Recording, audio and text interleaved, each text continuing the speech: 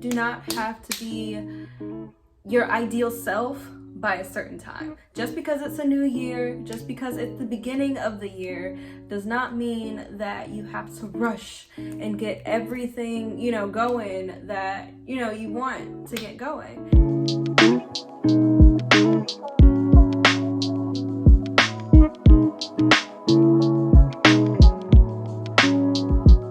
Hello my loves, and welcome to the very first video of Live Again, where I talk about topics that help you achieve your ideal reality. Now today we will be talking about setting your intentions for the New Year's. Now I do not mean New Year's resolutions or the New Year, New Me thing, no. And you'll understand as we go further into the video, but really setting clear intentions and creating habits and systems that help you achieve the ideal result that you would like to.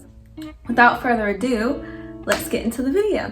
If you see me looking down, I have my trusty dusty notepad. As some of you may know, I am very scatterbrained, so this helps me stay on track because I tend to ramble. So that I don't ramble, I'm gonna be looking at this. So if you see me looking down, that's why. The first step will be to stop putting so much pressure on yourself. Now, like I was just talking about, the whole New Year, New Me pressure and when we get this New Year, New Me pressure, we're like New Year, New Beginnings, which is a great, a great ideal, great focus. Okay, cool, focus on those new beginnings.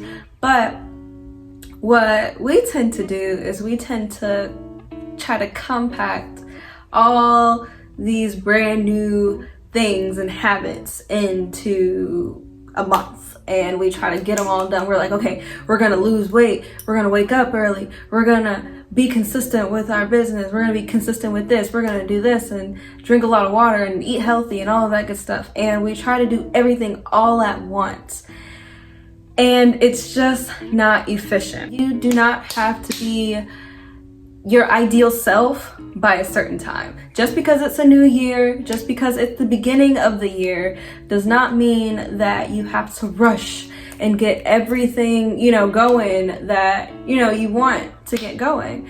It's okay to set goals and, work towards things that you want, that you want for the year, absolutely. But leave the pressure of, oh, I have to lose weight, I have to do this, I have to achieve this by a certain time. There's so much pressure with that, and to get it done like at the beginning of the year, I have to start, in January, because then I'll be off track if I don't. Like, no, it's okay. You can start in March, or you can even start in December. Like, it doesn't matter when you start. It doesn't matter what time you start, working towards the things that you want to work towards. Start at your own pace. Take your time, let it flow, start when you're ready. Don't try to do it all at once, which leads me to my second point, which is focusing on improving the habits you already have instead of implementing a bunch of new ones. Now, like I just said, we create this pressure on ourselves to lose weight and eat healthy and all that good stuff when we try to do it all at once. And the reality of the situation is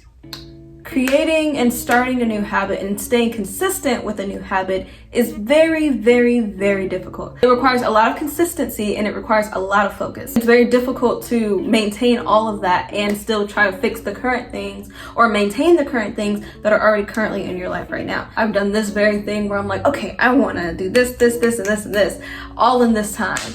And the reality of it is, it just doesn't work, because that's why we fall off February, March, April, like sometime throughout the year, you end up falling off of said habit because A, you weren't consistent with it, A, you weren't focused on it, and you try to start too many things at once. And then you become drained and burnt out quickly throughout the year, and it's just more counterproductive than productive. I strongly, strongly encourage you, start with small things. If you want to wake up earlier, start by waking up 30 minutes earlier, okay? Start 15 minutes earlier. Start small. If you want to start eating healthier, start by at least, making sure that you have a certain amount of greens throughout the day, a certain amount of water throughout the day. I strongly encourage you to take small steps, and don't beat yourself up throughout the process. It's not worth it. You're gonna fail. You're gonna become inconsistent. It's gonna happen, and that's okay. It's completely okay. Even if you let's say you start January 1st, right? And you're like, you don't eat healthy the next day, and then you're like, well, I didn't eat healthy this day, so I'm just gonna bump that. Just get back on it. Like, if that's something that you really want to achieve and that's something that you really want to do that. But don't try to do too many things at once, because that's how you get burnt out. And we're trying to avoid that. We're trying to live again, guys. We're not trying to like be back where we were. We're trying to progress. Come on now. Not only does this, prevent burnout, but it also creates a sense of accomplishment from just one small little thing that you did. Even if it's that you drank a bottle of water and you want to work your way up to 8 bottles of water. Like you drank one. Okay, you started something, because sometimes some people just don't drink no water at all. The fact that you drunk 1 is an accomplishment. Okay, cool. If you drunk 4, that's even better. But set yourself a small goal and work towards that small goal, and then create bigger ones as you accomplish those. Give yourself a week, give yourself 2 weeks to really stay consistent with that goal, to prove to yourself, hey, this is something that I really want to stay consistent with. This is something I can stay consistent with, and I'm going to achieve it. Trust me, it's so much more satisfying. My last and final tip for setting your intentions for the new year is to know your values.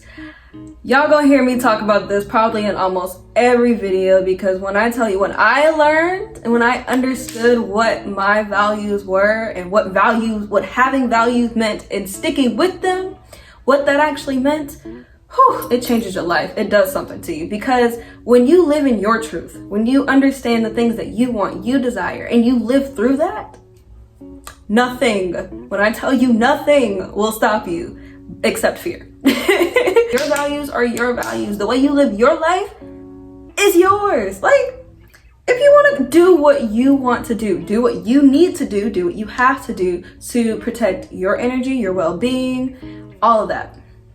Because at the end of the day, nobody lives your life but you. I'll say that one more time.